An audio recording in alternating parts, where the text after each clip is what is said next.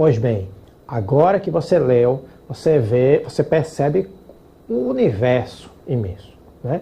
Muitas figuras, desde o empregado de uma empresa, né? Um empregado seletista, ao profissional liberal, ao contribuinte individual, ao síndico remunerado.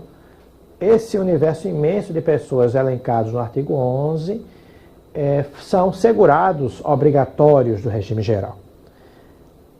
Essa relação, ela é exemplificativa ou taxativa? Bom, o legislador ele se esforçou para abarcar todas as possibilidades, mas pode ser que até diante das novas relações e cada vez tudo, né, as mudanças profundas da sociedade, que ele não consiga. Então, a lógica daquele universo todo trabalhou, teve atividade produtiva remunerada, é vinculado obrigatório e aquele elenco é exemplificativo, não é taxativo.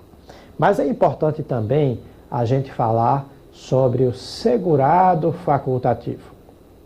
E aqui eu vou deixar um alerta importante para você. Vamos procurar na lei, veja agora no slide, quem são os segurados facultativos segundo a Lei 82.13. Segundo a Lei 82.13, é segurado facultativo o maior de 14 anos que se filiar ao RGPS mediante contribuição, desde que não incluído nas hipóteses do artigo 11. Mas não pense que essa é a única hipótese de segurado facultativo. Atente para o fato de que o decreto 3048 de 99, auto-intitulado Regulamento da Previdência Social, amplia esse universo de segurados facultativos. Veja bem, o artigo 11, veja o parágrafo 1º, podem filiar-se facultativamente, entre outros, a dona de casa, o síndico de condomínio quando não remunerado, o estudante, o brasileiro que acompanha cônjuge que presta serviço no exterior, aquele que deixou de ser segurado obrigatório da Previdência Social, o membro do Conselho Titular de que trata o artigo 132 da Lei 8069 de 90, quando não esteja vinculado a qualquer regime de Previdência Social, o bolsista e o estagiário que prestem serviços à empresa, o bolsista que se dedica em tempo integral à pesquisa, especialização, pós-graduação, mestrado, doutorado e outras atividades, o presidiário que não exerce atividade remunerada, o brasileiro residente domiciliado no exterior, o segurado recolhido à prisão sob regime fechado ou semiaberto. Perceba então que aí tem uma pegadinha e você precisa ficar atento.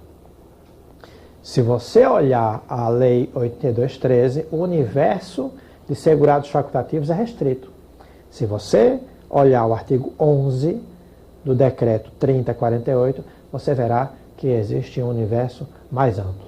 Então, não deixe de ler com atenção, com cuidado, o artigo 11 do decreto 3048. Ok? Bom, depois dessa dica, a gente pode ir para os dependentes do regime geral. Né? Bem, o segurado é aquela pessoa que exerce atividade produtiva, tem um vínculo com o regime de previdência social, tanto o regime geral quanto o regime próprio, ambos são chamados de segurados, né?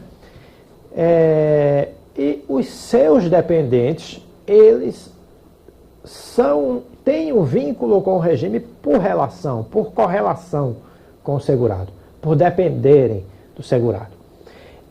No regime geral, nós vamos ter 3 níveis de dependentes.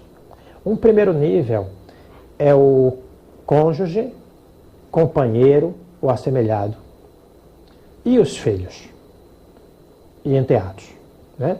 É aquele núcleo familiar mais próximo. Cônjuge, companheiro, filhos, assemelhados. Teremos também o segundo nível, que são os pais. E o terceiro nível que é o irmão. Pois bem, eu gosto de, para que a gente possa compreender o que diz o artigo 16 da Lei 8213, eu acho que é muito importante que a gente compreenda esses 3 níveis, para compreender alguns detalhes que existem entre eles. Primeiro detalhe, nenhum benefício será concedido ao nível seguinte. Se no nível anterior existir uma única pessoa, uma única, tá? Então, qual foi o primeiro nível que eu disse? Cônjuges e filhos. Então, se existir um cônjuge ou um filho, pai e mãe jamais serão dependentes, tá? Pai e mãe só serão dependentes do segurado se, e somente se, não tiver nem filho, nem cônjuge. Aí a gente vai para o irmão do segurado. O irmão do segurado só será dependente se não tiver nem cônjuge, nem filhos, nem pais. Então há um processo de exclusão. Tem alguém no primeiro nível? Se tiver, o benefício fica nesse primeiro nível. Tem alguém no segundo nível? Se não tiver no primeiro, tem no segundo. Se tiver, fica lá. E somente o irmão só terá se nos anteriores não tiverem dependentes, tá? Segunda característica importantíssima, a presunção da dependência. No primeiro nível, cônjuge, companheiro, filhos e assemelhados, não precisa comprovar a dependência. A dependência se presume. Se presume. Ou seja, provou que há um casamento, provou que há uma união estável, provou que é filho, né? Não haverá necessidade de comprovar a dependência econômica. A única figura deste nível que precisa a comprovação da dependência econômica, nos termos da Lei 8213, é o enteado. É o enteado. Ok? Então, provou, tem direito a um benefício. E que benefícios são esses? Pensão por morte e auxílio reclusão, além de outros benefícios menores, né? Pois bem, imagina que não existe nenhum dos beneficiários do primeiro nível, dos dependentes do primeiro nível. O segurado faleceu. Ele não tem cônjuge, não tem companheiro, companheira, não tem filhos, né? Não tem enteado. Agora sim, os pais podem vir a ser pensionistas. No entanto, diferente do nível acima, que a dependência se presume, os pais precisam provar a dependência econômica em relação ao segurado, filho ou filha. Ok? E por fim, o irmão vale a mesma regra dos pais. Ou seja, ele precisa provar a dependência. Em resumo, no primeiro nível, quase ninguém precisa provar a dependência. Só basta provar o vínculo que terá direito ao benefício, exceto o enteado. No segundo nível, pai e mãe precisam provar a dependência. E no terceiro nível, irmão precisa provar a dependência. Tem um outro aspecto muito importante que eu queria te evidenciar, que é relativo ao filho, ao enteado dependente e ao irmão no terceiro nível. Em princípio, pode ser dependente até os 21 anos de idade. Olha, cuidado com essa pegadinha. Se lhe disserem que é até os 24 anos de idade, se comprovar atividade universitária, tá? Se comprovar que está inscrito numa faculdade, numa universidade cursando, corra, tá? Porque não é mais. Isso mudou. O que eu estou querendo dizer é que filho, com 22 anos, com 23 anos, com 24 anos, não tem direito à pensão universitária só porque comprovou que está na faculdade, que está na universidade. Isso se fala muito ainda, mas isso mudou e já faz um tempinho. Então não caia nessa pegadinha, tá? Filho e irmão, né, até os 21 anos. Ele pode perder o direito à condição de dependente antes? Pode, sabia?